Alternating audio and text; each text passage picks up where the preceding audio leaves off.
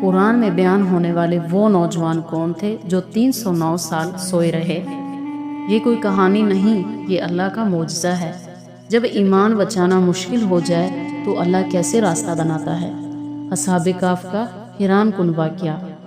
محمد بن اسحاق اور دوسرے اہل علم نے نقل کیا ہے کہ ملک روم میں دقیانوس نامی ایک بت پرست بادشاہ تھا جو بڑا ظالم اور جبار تھا۔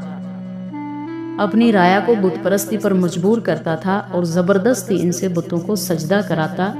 جس شخص کی نسبت سنتا کہ وہ توحید پر قائم ہے اور بت پرستی سے متنفر ہے، اس کو بلاتا اور بت کی آگے سجدہ کرنے یا قتل ہو جانے کے درمیان اس کو اختیار دیتا۔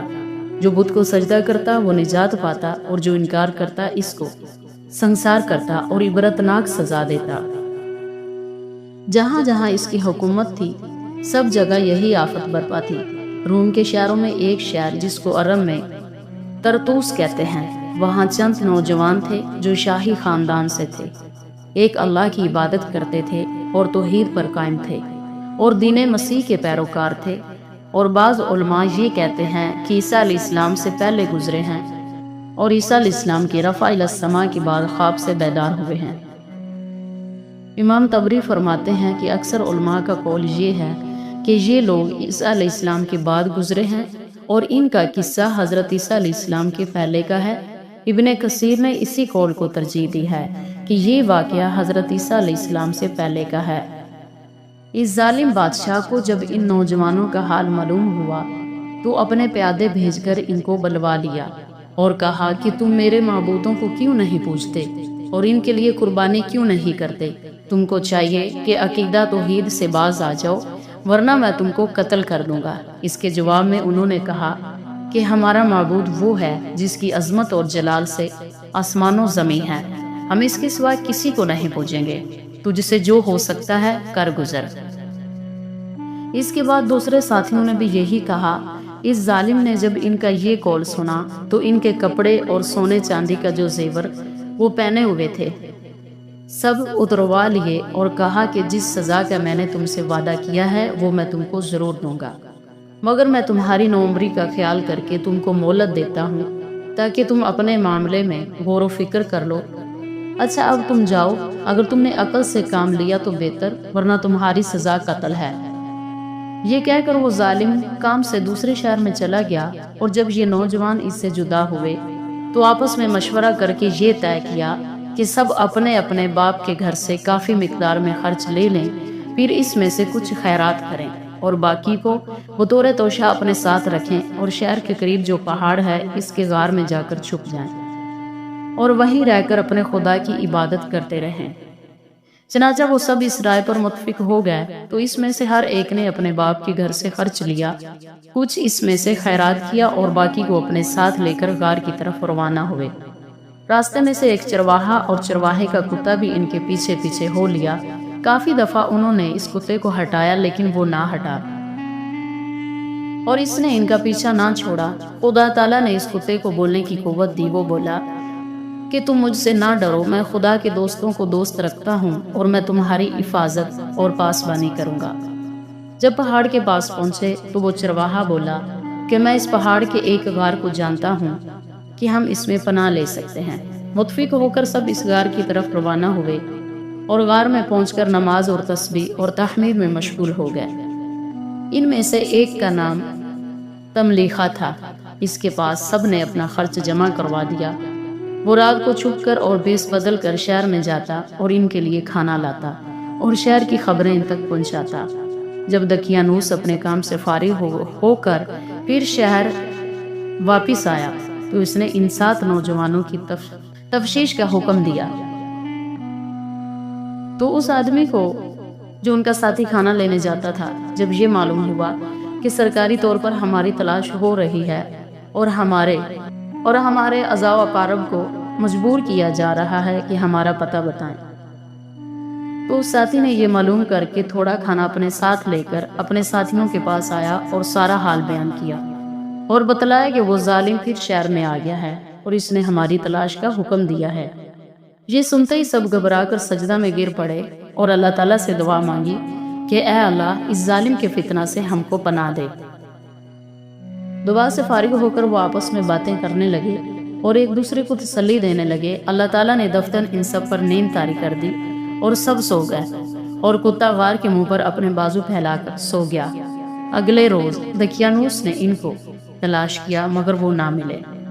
بڑی تحقیق کے بعد کسی ذریعے سے یہ معلوم ہوا کہ وہ نوجوان شہر کے قریبی پہاڑ کے کسی غار میں جا چھپے ہیں۔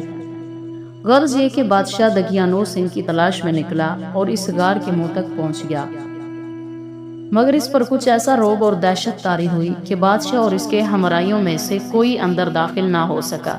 اللہ تعالیٰ نے اپنے نیک بندوں کو اس ظالم سے مخفی رکھا۔ دقیانوس کو جب ان کا کچھ پتہ نہ چلا تو اللہ تعالیٰ نے اس کے دل میں یہ بات ڈال دی کہ اس غار کے منہ کو بند کرا دیا جائے تاکہ بھوک اور پیاس سے تڑپ تڑپ کر اسی کے اندر مر جائیں، اور یہی غار جس میں انہوں نے پناہ لی ہے وہیں ان کی قبر بن جائے۔ دقیانوس کا یہ خیال تھا کہ وہ اندر جاگ رہے ہیں اور جو کچھ ان کے ساتھ کیا جا رہا ہے اس کا ان کو علم ہے، مگر اس کو یہ معلوم نہ تھا کہ وہ اندر سو رہے ہیں اور وہ کروٹیں بدل رہے ہیں۔ حافظ عسقلانی فرماتے ہیں کہ جب باوجود تلاش کے اصحاب کہف کا پتہ نہ چلا تو بادشاہ نے حکم دیا کہ ان سب کے نام ایک تختی پر لکھ کر خزانے میں محفوظ کر دیے جائیں۔ غرض یہ کہ وہ ساتوں جوان غار میں جا کر چھپ گیا اور کسی کو ان کا پتہ نہ چلا۔ اللہ تعالیٰ نے ان جوانوں کو ایسا سلایا کہ مسلسل 300 سال تک سوتے رہے، جیسا کہ اللہ نے قرآن پاک میں بھی ارشاد فرمایا ہے۔ اس زمانے میں دقیانوس بھی مر گیا اور اس کا قرن بھی گزر گیا، اور اس کے بعد یکے بعد دیگرے بہت سے بادشاہ آئے اور دنیا سے رخصت ہوئے، مگر اصحاب کہف 309 برس تک راحت و آرام سے اس غار میں پڑے سوتے رہے۔ جب ان کی بیداری کا وقت قریب آیا تو ایک ایسا بادشاہ آیا جو عابد بھی تھا اور عادل بھی تھا اور بتوں کو توڑتا تھا۔ اس کے دور حکومت میں اصحاب کہف 300 سال کی طویل نیند سے بیدار ہوئے۔ غار والے جب بیدار ہوئے تو ان کو یہ معلوم ہوا کہ ہم معمولی نیند سے بیدار ہوئے ہیں، اور سمجھے کہ شاید ایک دن یا آدھا دن سوئے ہیں۔ حالانکہ اس عرصہ دراز میں ملک کی کایا پلٹ چکی تھی اور نہ وہ حکومت رہی تھی نہ وہ بادشاہ رہا۔ خواب سے بیدار ہوتے ہی نماز پڑھنے کھڑے ہو گئے۔ جب نماز سے فارغ ہوئے تو بھوک محسوس ہوئی تو انہوں نے اپنے ایک ساتھی کو کھانا لینے کے لیے بھیجا۔ وہ دقیانوس کے سکے کے روپے اپنے ساتھ لے کر شہر کو چلا۔ چونکہ دل میں دقیانوس کا خوف سوار تھا، یہ معلوم نہ تھا کہ دقیانوس کو مرے 300 برس گزر چکے ہیں اور اس عرصہ میں کتنی حکومتیں بدل چکی ہیں۔ اور وہ ڈرتا ڈرتا شہر میں داخل ہوا، دیکھا کہ شہر کا رنگ بدلا ہوا ہے، جا بجا اہل ایمان پر نظر پڑی۔ یہ منظر دیکھ کر خیال ہوا کہ شاید یہ وہ شہر نہیں۔ اسی طرح حیران پریشان پھرتا رہا۔ بالآخر ایک جوان سے پوچھا، کیا جوان اس شہر کا کیا نام ہے؟ اس نے کہا طرطوس ہے۔